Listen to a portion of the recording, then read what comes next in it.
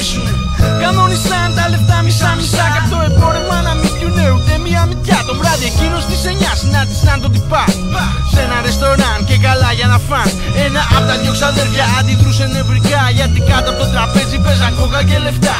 Χέρι με χέρι κάπως χοντρό τον ταλαβέρι, σαν να δίναν το αλάτι και να παίρναν το πιπέρι. Τελικά σπάσανε το βράχο 2 κιλά και πέσανε κι οι δυο τους με τα μούτρα στη δουλειά.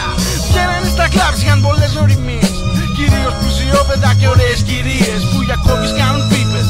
Μα στη δουλειά αυτή δεν γίνονται αυτά, δεν χαρίζουν μυτιές. Μα ο μικρός ο ξάδελφος ήταν μαλάκας ελαφρός. Γάμισε την πίσνα, ήταν πίτα.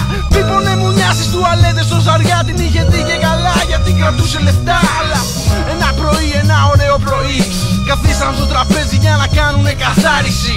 Βάλανε κάτω σταφ και λεφτά. Ο μικρός είχε μπει μέσα για τα καλά. Πάθαν ζημιά, τσακωθήκανε, το διάλυσαν εκεί. Πήρε ο καθένας ό,τι του αντιστοιχεί και τώρα σόλο. Κι αυτό παίζει πολύ μεγάλο ρόλο.